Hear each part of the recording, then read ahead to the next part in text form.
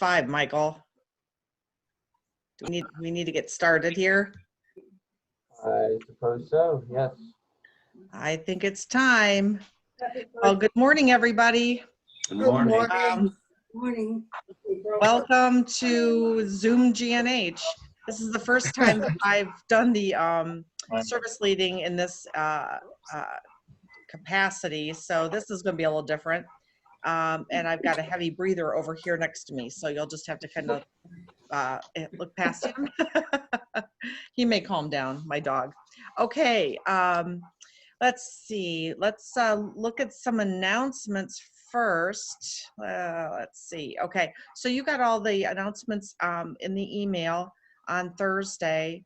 There's quite a bit here. Today's message is about this whole month is going to be different movies. Today was A Serious Man. You were supposed to watch that before, today. Next week, we're going to watch Some Like It Hot and talk about human fluidity, and that's going to be a really kind of interesting. So be sure to watch that before next week. If we zoom down here on the list to see what else, there are things that we want to talk about before we get started. Let's see. They're still taking donations down at Valley Interfaith.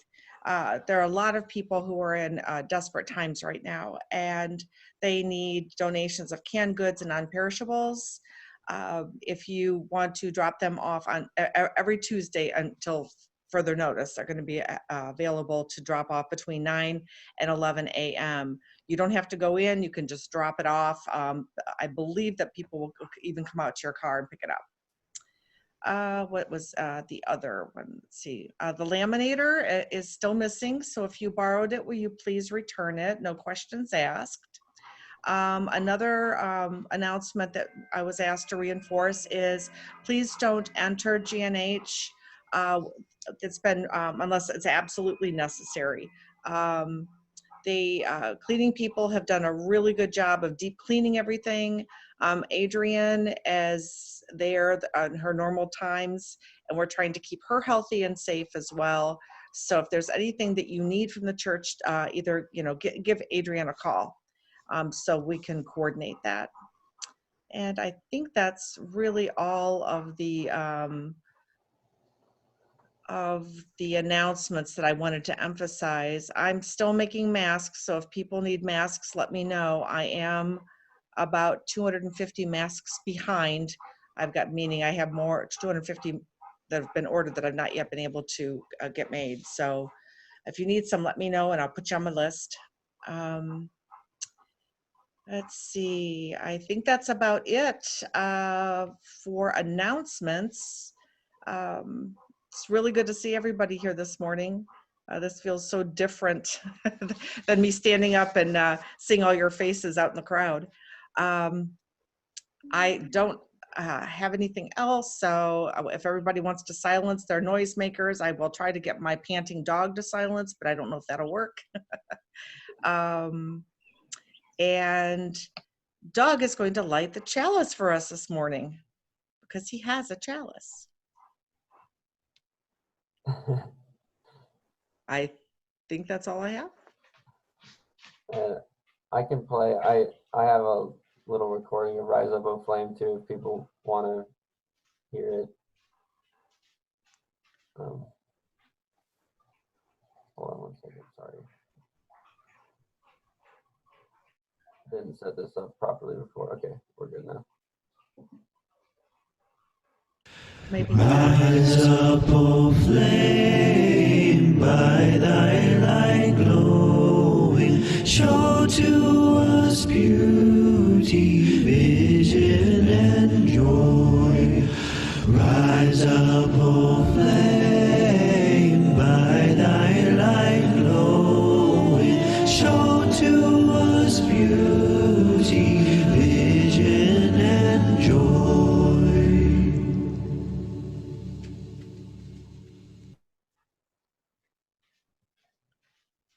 Thank you very much. Okay. So next we have our prelude, and Michael's going to provide some music for us. And this is a time for you to prepare your heart, prepare your mind, prepare your spirit for what we're going to be doing today. If you have a bowl of water at home and you want to drop a pebble, a stone, a coin, or just kind of mentally drop a stone and think about whatever it is it's on your heart right now.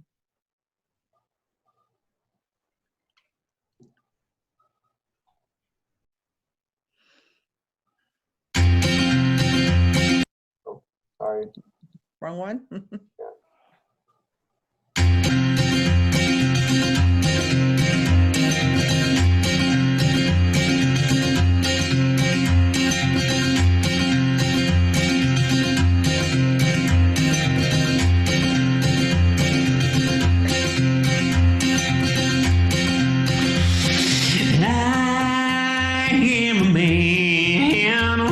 And sorrow, I seen trouble all my day. I bid fairly well to old Kentucky, the place where I was born and raised, the place where he was born and raised. For 6 long years I've been in trouble. No pleasure here on earth I found. For in this world I'm bound to ramble. I have no friends to help me now. He has no friends to help me now.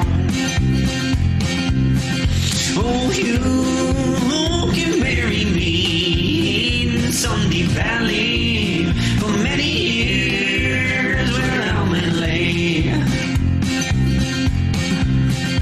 Oh, then you may learn to love another while I'm sleeping in my grave, while he is sleeping in his grave.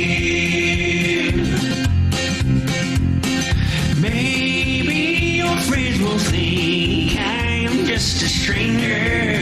My face you'll never see no more. Oh, but there is one promise that is given. I'll meet you on God's golden shore. I'll meet you on God's golden shore.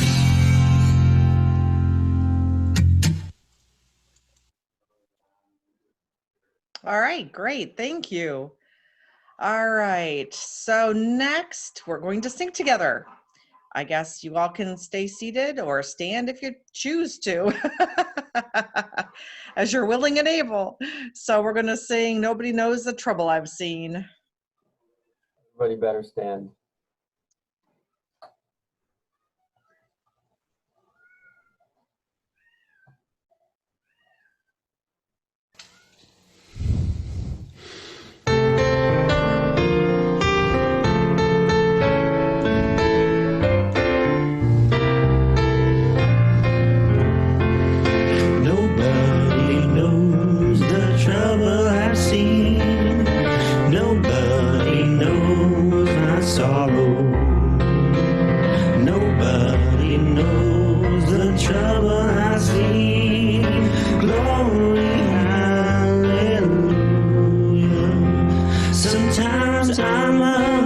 Sometimes I'm down, oh yes, Lord.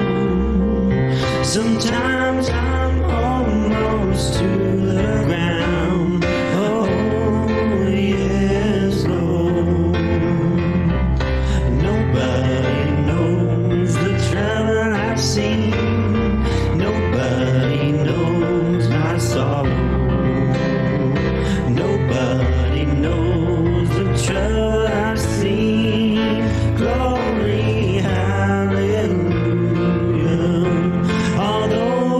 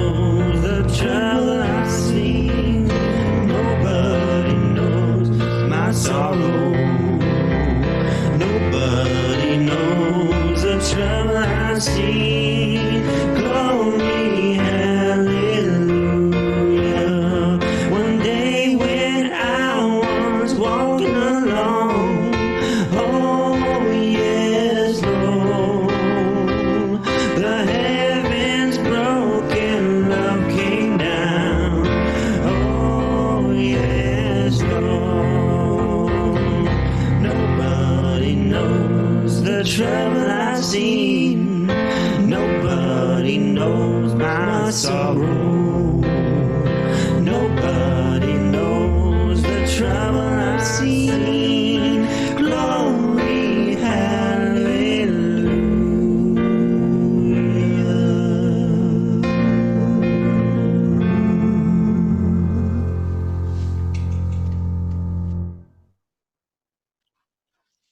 I love those spirituals. They just, I don't know, they touch kind of you deeply, I think, but they do for me anyway. Okay, let's all together recite our unison affirmation. Are we going to have it up on the screen, or are we going to do it from memory? Okay, great. We seek to create a welcoming community that celebrates human diversity, encourages spiritual growth, fosters responsiveness to our world, and commits to the future of all children.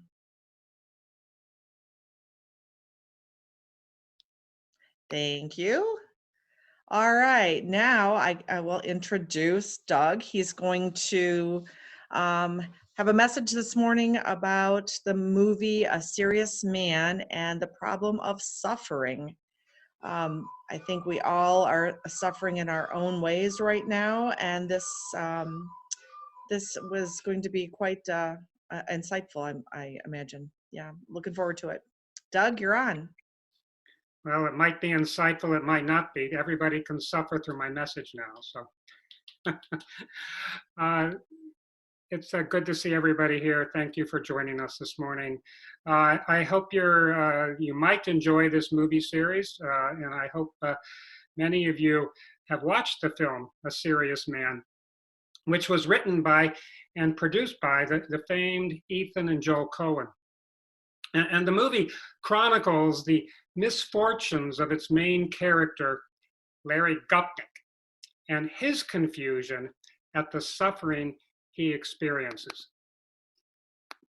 Now, Larry lives in a middle-class Jewish suburb of Minneapolis. He's married, has 2 teenage children, and is a tenure-track physics professor. And throughout the movie, Larry faces increasingly difficult challenges to his family, his marriage, his health, his career, finances, and his reputation. His wife, as you know, if you saw the film, his wife announces she wants a ritual Jewish divorce so she can marry Larry's best friend, Cy, with whom she's been having an affair. She and Cy then tell the poor Larry he should move out of his home so Cy can move in. Larry complies and moves into a very modest motel. Larry's brother, who lives with him, causes repeated troubles. The brother is mentally ill, severely depressed, and is arrested for allegedly immoral behavior. Larry must hire an attorney to defend him. And Larry is challenged more by one of his students who is failing his class. The student bribes Larry to raise his grade and then denies it. And the student's father, in a very funny scene, at least I thought so, threatens to sue Larry, both for accusing his son of bribery and for accepting a bribe. Now, the absurdity and comedy of that inconsistency is clear, but it's also tragic for Larry. Anonymous accusations are then made to the University Tenure Review Committee that Larry is involved in illegal activity. Larry's home life is equally comedic and sad.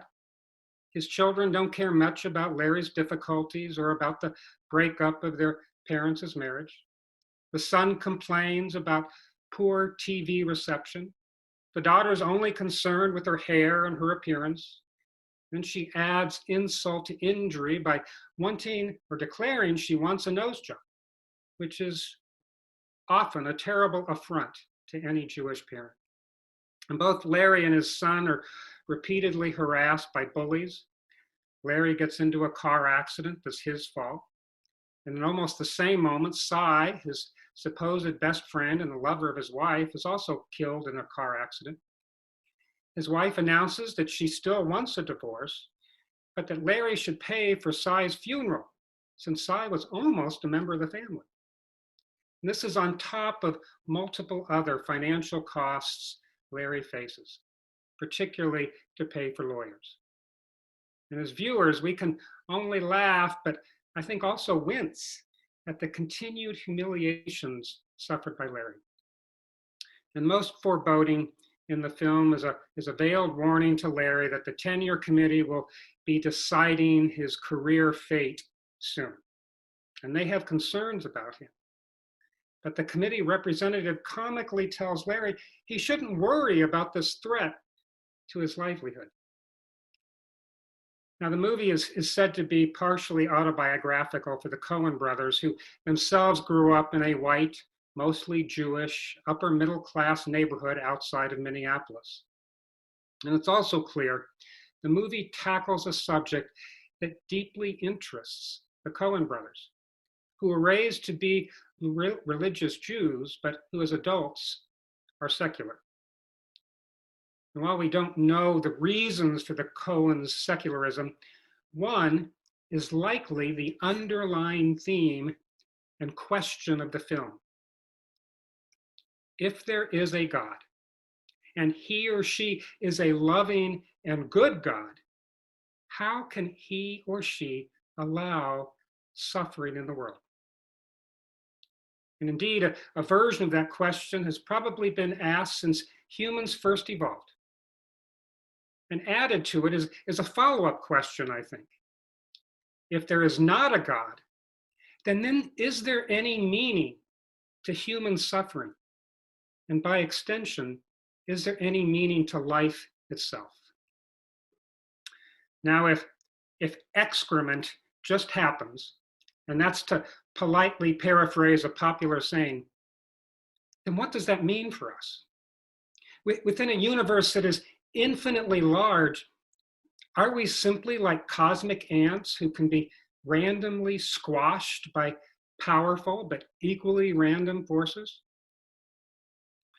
The film A Serious Man implicitly asks these difficult questions, as it seems to propose a nihilist answer. Life and existence, according to the movie, seem meaningless, and so too is our suffering. Now, while I have major doubts about that assertion, it nevertheless has me wanting to propose a sincere question to Christians and Jews and Muslims. Where was God, Christ, Yahweh, or Allah when the COVID-19 virus mutated, infected a bat colony that was sold for food in a Chinese market, and the virus then sickened or has sickened millions of people, killed hundreds of thousands, and economically harmed billions? Where are these gods when a child, for instance, gets cancer? When large cities are wiped out by hurricanes, earthquakes, and floods? Or when psychopathic people hate and oppress or kill their human brothers and sisters? For me, God, Christ, Yahweh, or Allah are nowhere to be found in such calamities. And that leads me, like many people, to conclude that a supernatural God does not exist. And if somehow one does exist, he or she is impotent, or perhaps even worse, uncaring. And the questions that are posed in the film A Serious Man are similarly implied in the Bible's book of Job, on which the film is loosely based. That Job is as described in the biblical story that was clearly intended to be an allegory. He in the story was a well-off Jewish man living around 1000 BCE. He owned large herds of livestock, which were the measure of wealth at that time. He was married, he had 10 children, he employed multiple servants, and his life was very content. And at some point, God and Satan interact in the heavens, and they notice Job, his prosperity, his devout faith, and his happiness. God then brags about Job to Satan by noting Job's love of God and his blameless life. But then Satan derisively replies that Of course, Job loves God, is happy, and lives a model life. He's been richly blessed. Take away his health, his wealth, his family, and his happiness, Satan says. And then see how God-honoring and happy Job will be. Now, oddly, God agrees to such a test. And for Bible literalists who believe everything in the Bible actually happened, that's difficult theology to explain. According to that theology, God allows Satan, the prince of evil, to harm us. And that verse is one big reason for me to doubt much or a lot that is in the Bible. At any rate, Satan proceeds to step by step destroy Job's life. His livestock are stolen, his home is destroyed, his children and servants are killed. He suddenly has painful boils erupt all over his body. Nevertheless, Job sits down and offers up a prayer. I came naked from my mother's womb, he prays, and I will be naked when I leave. The Lord gave me what I had, and the Lord has taken it away. Praise the name of the Lord, Job concludes.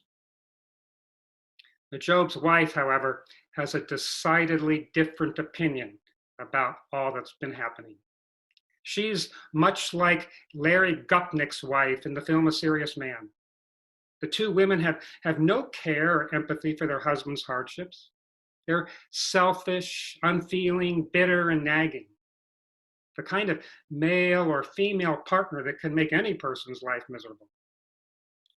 Job's wife sarcastically says to him, after hearing him pray, "Are you still trying to maintain your reputation?" she asks.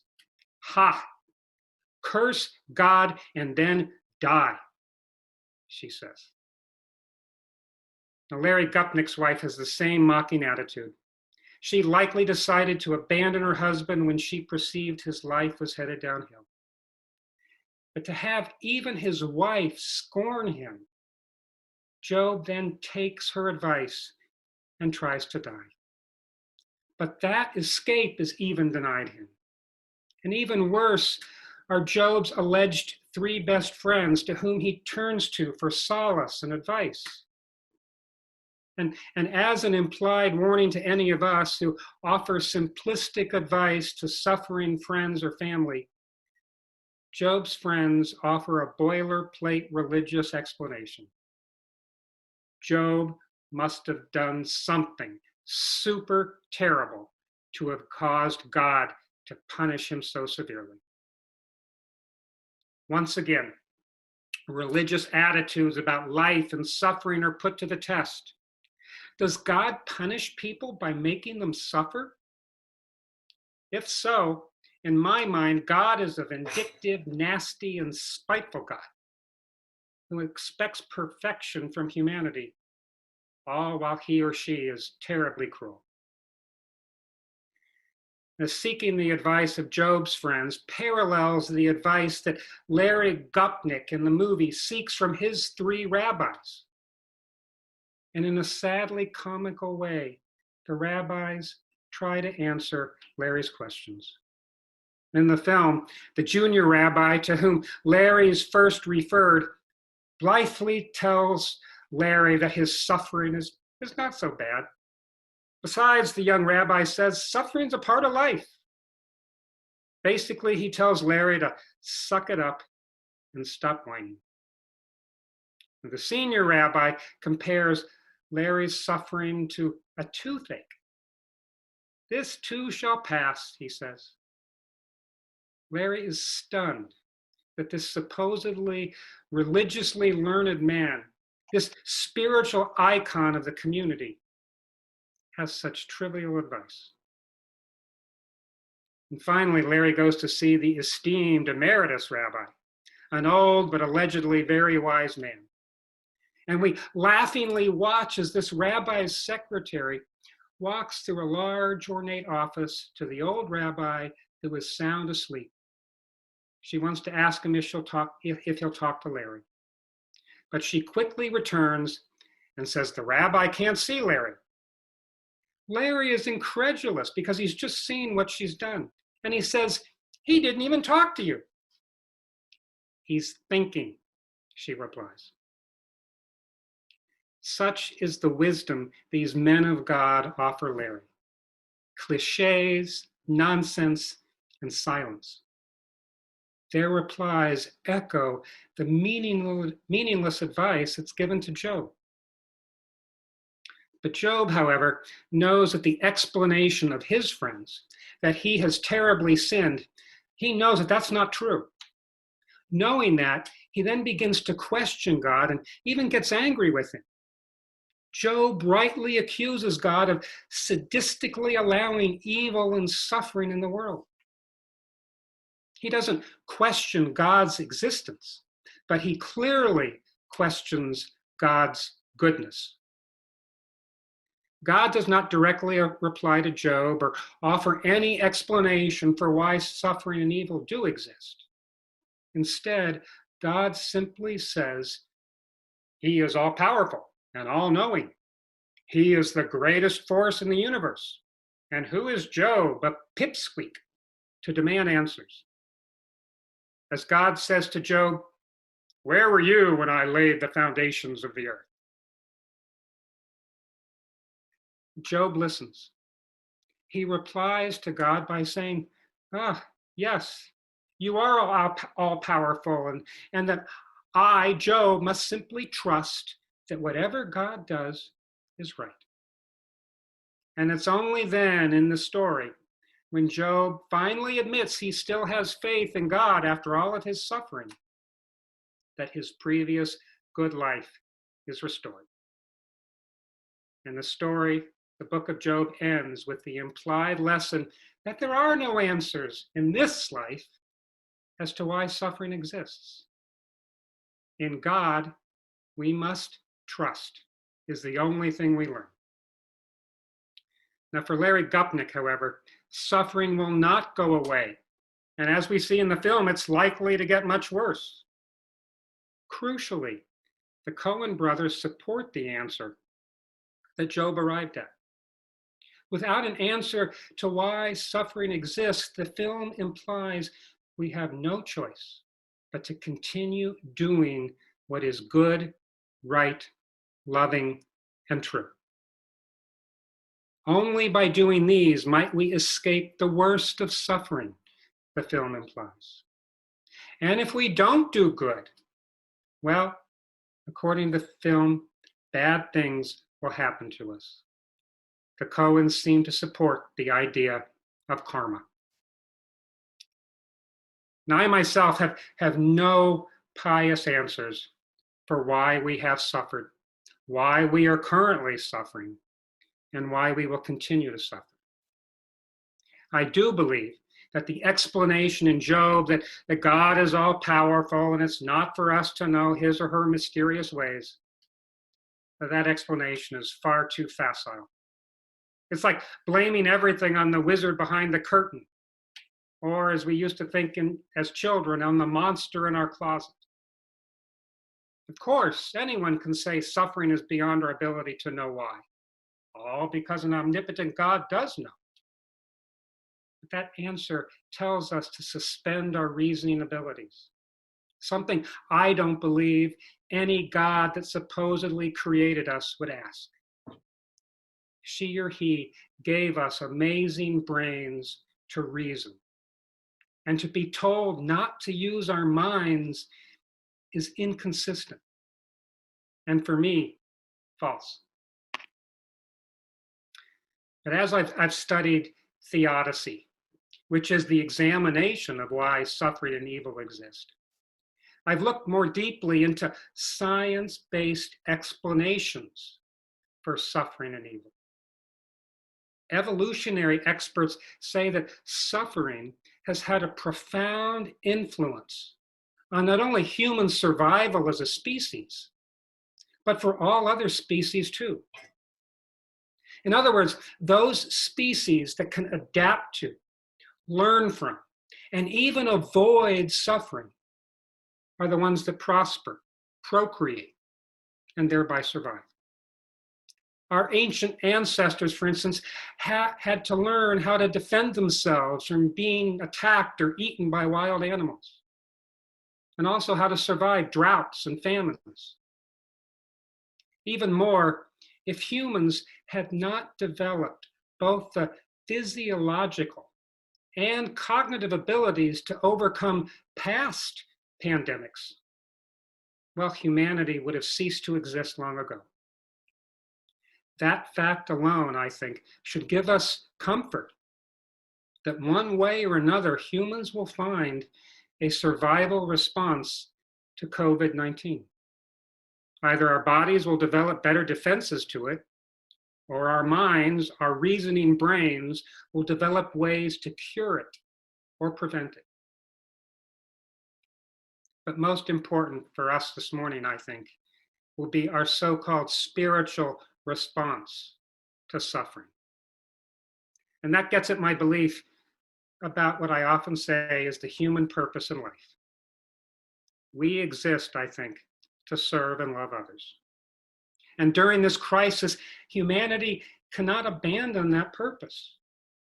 We must strive all the harder to do good and to be good. And frankly, during this crisis time, I think we must do our best to stop complaining and criticizing and judging others. Almost everyone is doing their best to cope and to continue their good work, and also to be kind. But of course, humans are flawed, and the flaws in us require us during this very challenging time to be extra empathetic and understanding and forgiving.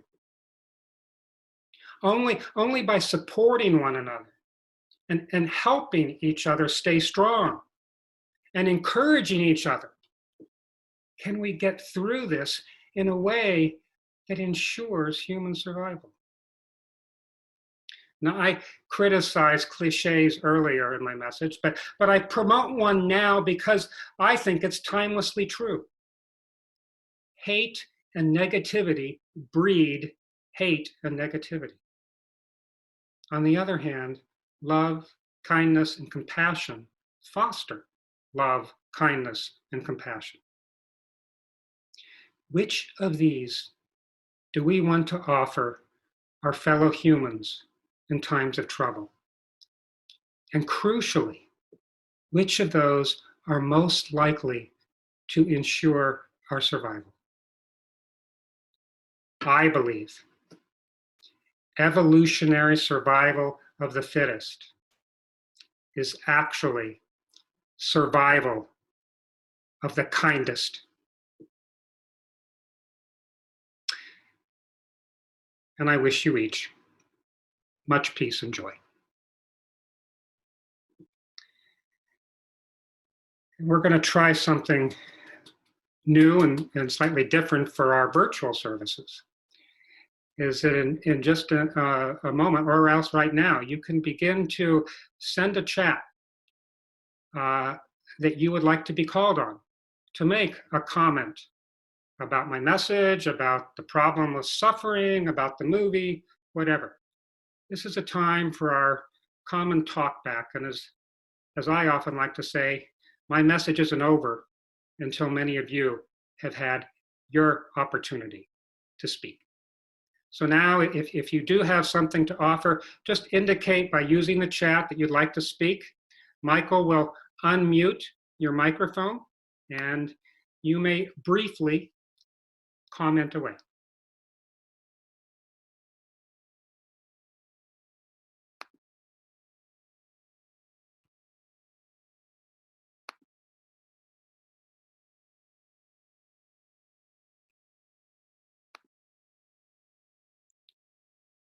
Lindsay, or do you?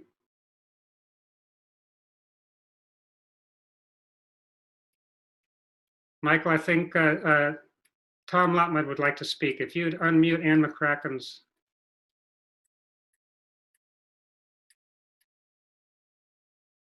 Hi, good morning. Thanks, Doug. And Ann and I watched the movie last night and kept thinking we had a malfunction at the end, that there should have been a brighter ending, but obviously that's not the point. I came away with kind of an awareness that the movie, and then when I listened to your sermon, also the book of Job, really reflects an old Buddhist parable of the two darts, where, you know, the first dart that the world throws at us is inevitable, but we're often killed by the second dart we throw at ourselves. And there's an old Buddhist tradition that while pain is inevitable, suffering is optional. That and I think of the scene where Larry and his brother Arthur are sitting at the edge of the swimming pool, and you see Arthur really engaged in suffering.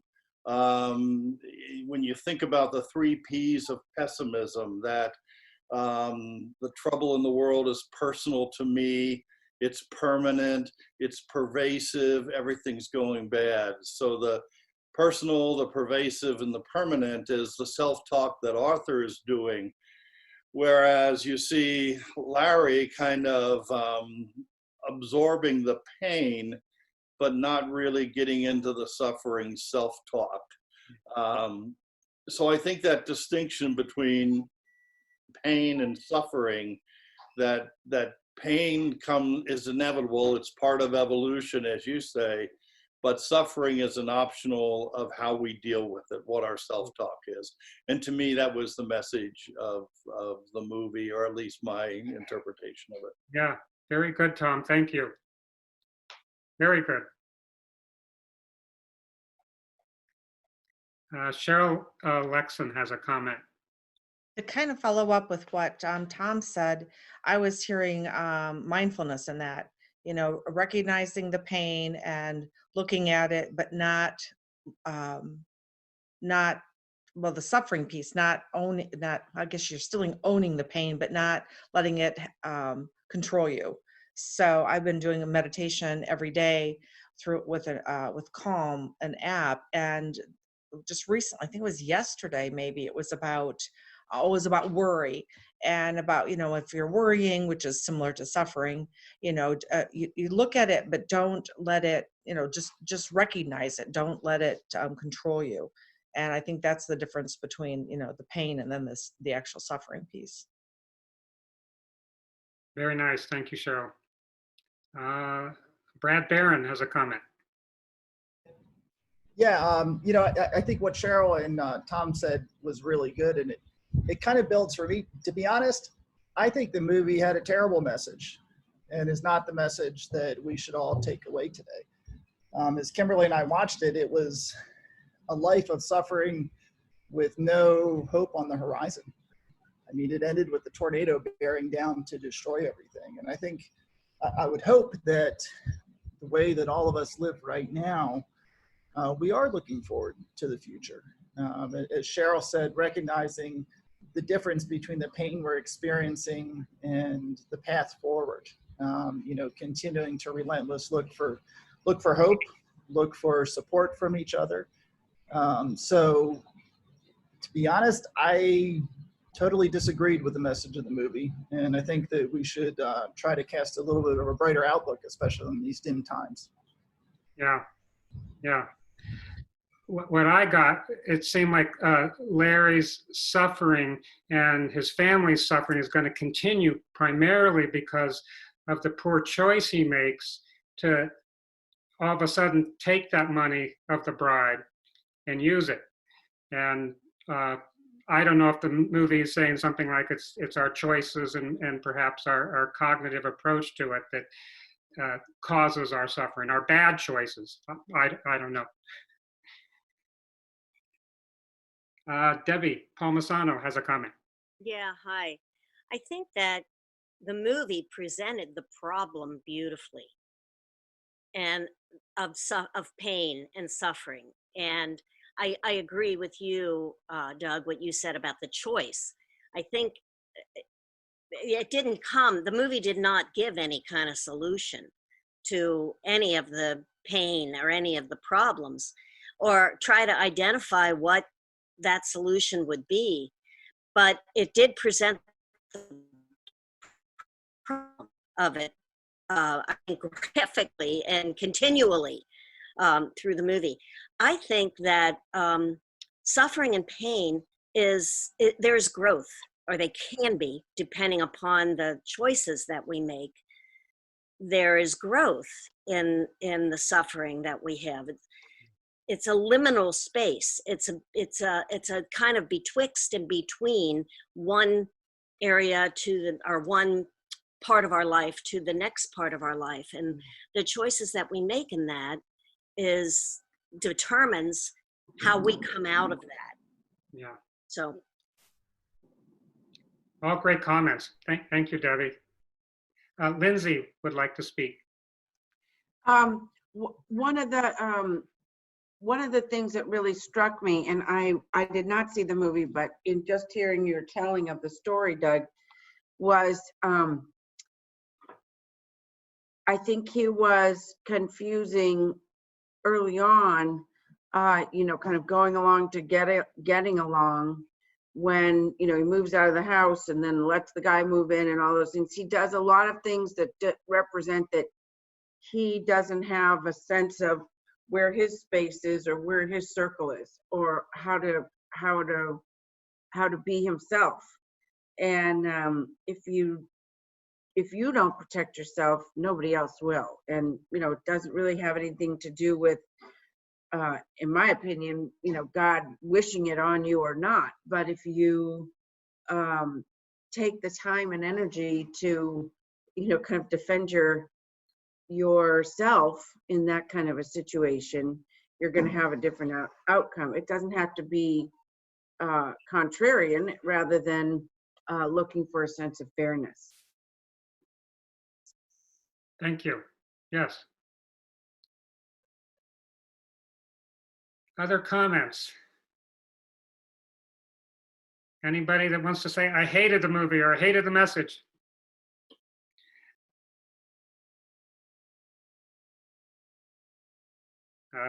Debbie Palmisano is noting that in the movie, Larry kept saying, "What's going on?"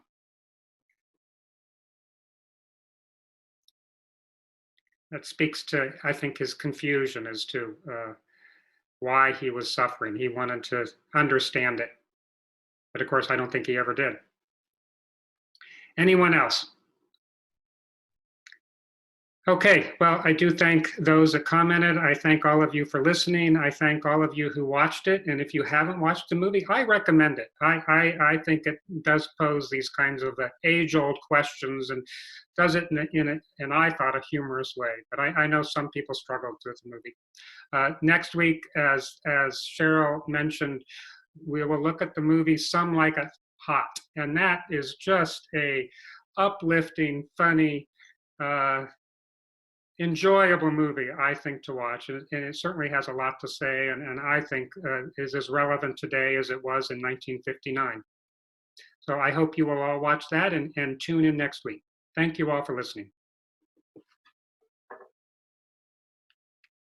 I'm back. Okay, at this time is the time that we share our wealth.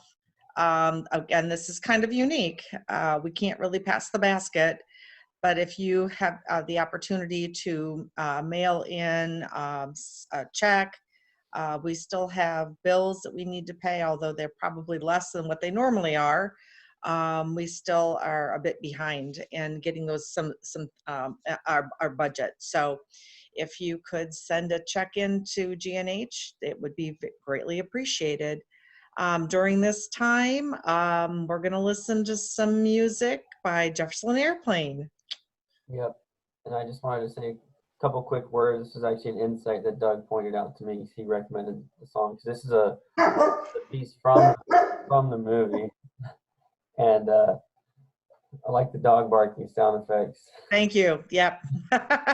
This is a piece from the movie, and it's kind of about like an implied theme of the movie, which is asking the question, is it we that need somebody to love, or is it actually God who needs someone to love? Which is a really kind of interesting perspective. So I hope you enjoy it. I got the lyrics on the screen. I made I made a way different version of it. I kind of did my own arrangement of it, so I hope you guys like it. Evie.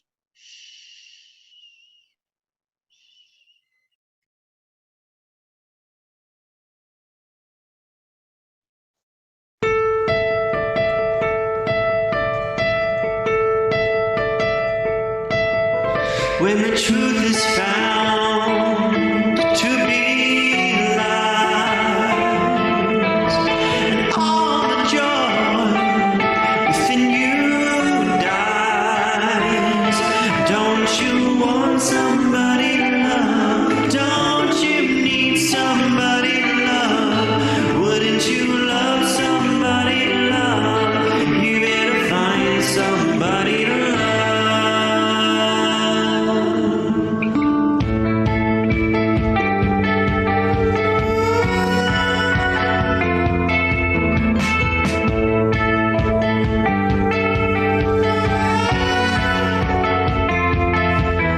When the garden flowers, baby, are dead, it's your mind, so full of dread.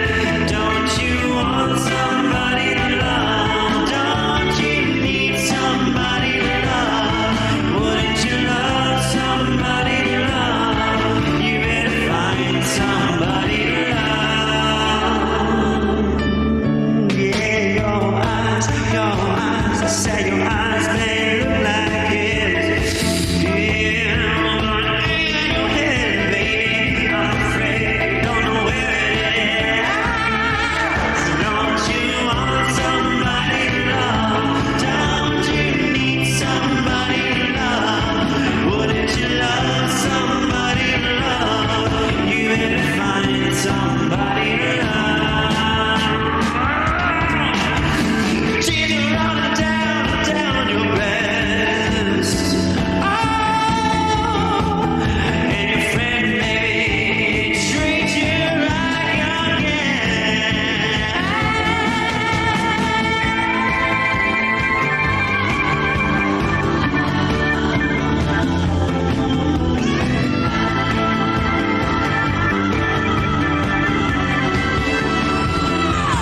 don't you want somebody to love?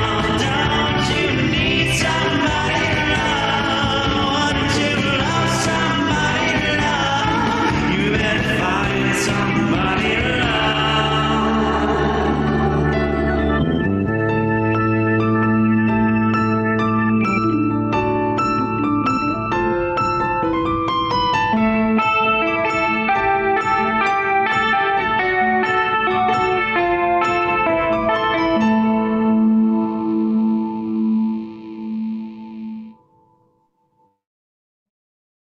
That was really good. I liked that. Thank you.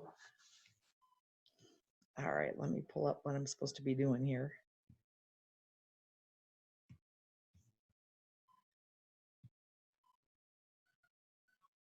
All right, there. I pushed the wrong button. Okay, let's see. Next, it's sharing our joys and sorrows.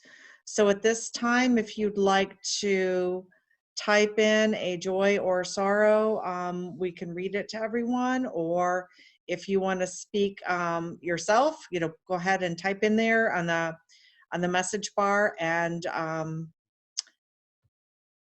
we will click on you.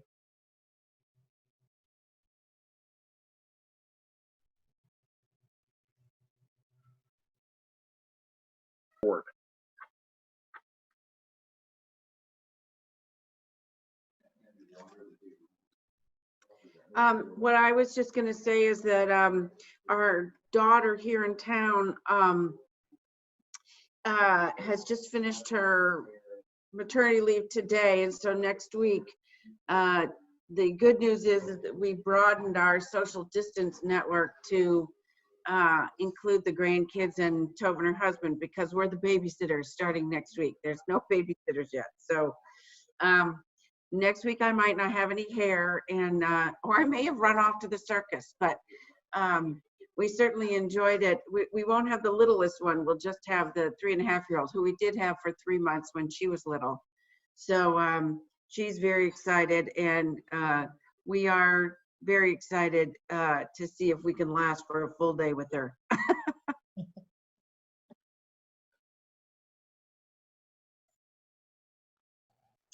And Brad. So I see Brad has to share, but I just want to read Andrea's real quick, or Andy's. Rose-breasted grosbeaks. Grosbeaks, is that how you say that? Yeah, that's right. Are at my bird feeders on their way north. But they're cool birds. Yep. Those of us who love birds. So for me, you know, people, a lot of you know, I think we were fostering some puppies here in Costa Rica that we had taken. They were on the side of the road, and you know, it's both a joy and a sorrow in that they got adopted out, which was tremendously sad to see them go because they were really a source of comfort. But they went to the same family, really nice family, and they're set for a good life.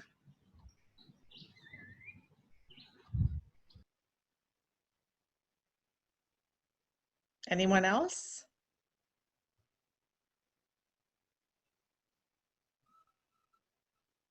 Okay, I think that's everyone. I would just like to say, I know, as I said earlier, that these times right now, that there's a lot of unrest. We don't really know what's going to be happening. A lot of people are suffering because of job changes or the uncertainty, the anxiety, depression, the loneliness that a lot of people may be experiencing. And I would encourage everyone to kind of reach out and, you know, just check on your friends, check on your neighbors. I think back to the talk I gave a couple years ago on what's your kryptonite, and my kryptonite was spending so much time taking care of others, I failed to take care of myself. And I find myself falling right back into that old yet familiar space. So I would encourage all of us to be aware of our own kryptonite and how we might be failing to support our own selves. So. And for anyone else who has some, you know, joys or sorrows that have gone unspoken, we will keep you all in our thoughts. And so next, we have a song. So let's sit, stand, dance, whatever you'd like to do, and we'll all sing together. I just want to say real quick that the reason I chose this song is because, you know, I think that the suffering right now is pretty ubiquitous. Everyone's feeling it. And this is one of those, so it's We Would Be One, in case you don't know that hymn. And one of the things I like about this song is this melody is one of just the most comforting melodies in the entire world. And so it kind of helps my own suffering just to hear this melody. But it talks about just kind of a unity and a shared experience between everyone. And I think that's kind of what everyone's feeling right now. So just let this melody kind of wash over you and let it heal you. That's what it does to me. So.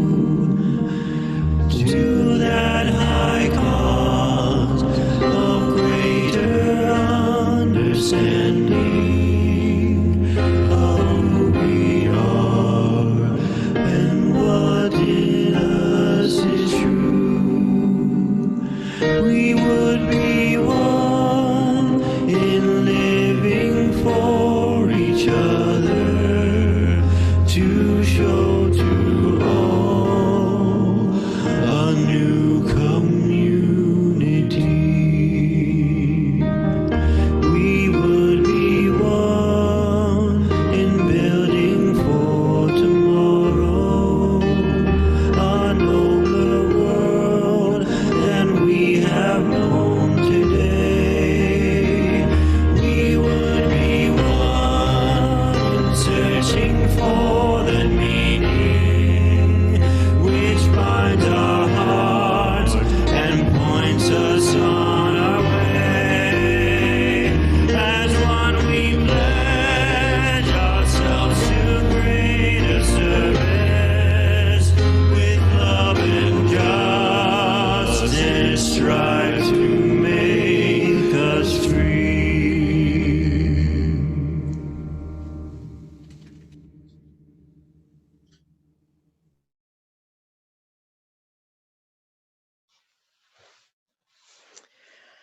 Well, thank you.